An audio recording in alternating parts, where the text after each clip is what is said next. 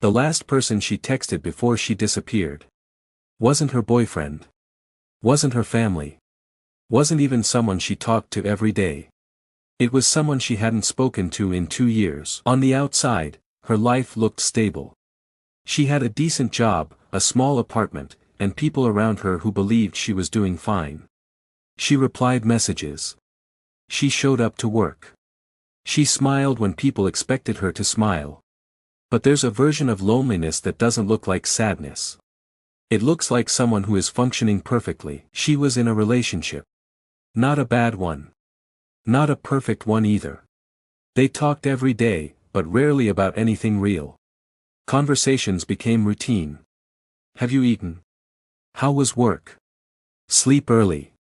The kind of love that slowly becomes background noise. One night, while scrolling through old messages, she saw a name she hadn't thought about in years. She didn't open the chat immediately. Because some names don't just bring back memories. They bring back versions of yourself you're not sure you recognize anymore. They weren't officially together. That was the problem. They were something in between. Not strangers, not lovers, not friends. But they understood each other in ways that didn't require explanation. And sometimes, those are the relationships that stay with you the longest. They didn't end because of a fight. They ended because neither of them said what they really felt. And silence has a way of ending things that words could have saved. That night, after 2 years of silence, she typed a message. She stared at it for a long time before sending it. It wasn't long. It wasn't dramatic. It just said, "Are you still awake?" To anyone else, it would mean nothing. But for them, that sentence meant everything they never said. It meant, "Do you still remember me? Did we matter?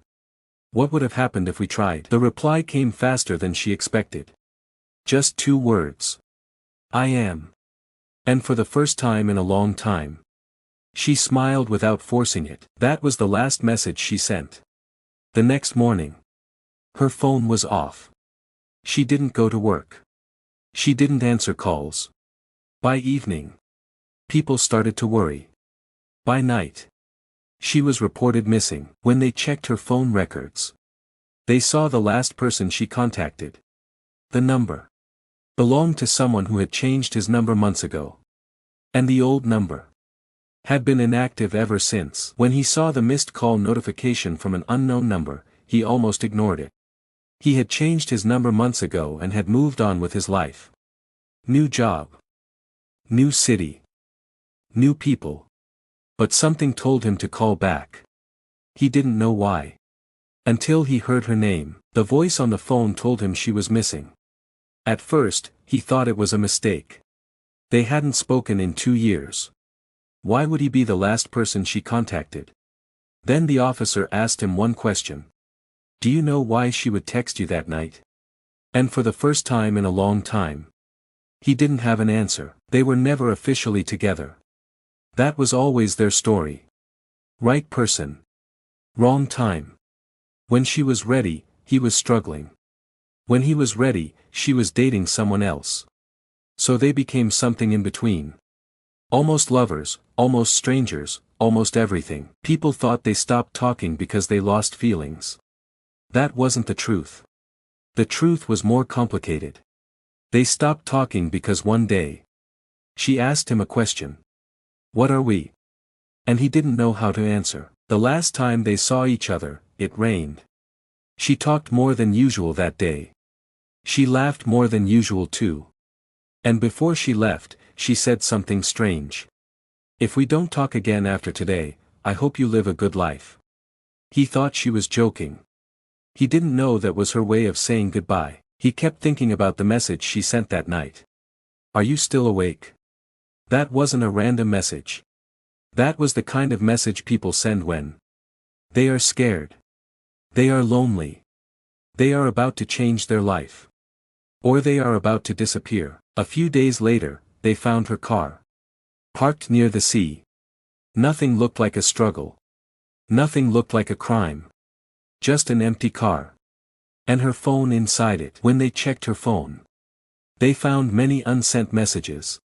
All written to one person. Him. Messages she never had the courage to send. One message said, "I think you are the person I was supposed to marry." Another said, "I kept comparing everyone to you. It was unfair to them." And the last unsent message said, "I am so tired of being strong." Inside her car, the police found one more thing. Not her bag. Not money. Not a phone charger.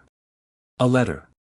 And on the front of the envelope was his name. The letter said, "By the time you read this, I will already be gone. I didn't disappear because I wanted to die. I disappeared because I wanted to live, but not the life I was living. I was tired of being the strong one. Tired of being the understanding one. Tired of being the one who stays. So this time, I chose myself. And I know this is selfish. But for once in my life, I wanted to be selfish." She didn't run away because of money. She didn't run away because of family. She didn't run away because of work. She ran away because she woke up one day and realized she was living a life where she was needed by everyone, but loved by no one the way she wanted. At the end of the letter, she wrote, "I texted you that night not because I wanted you to save me.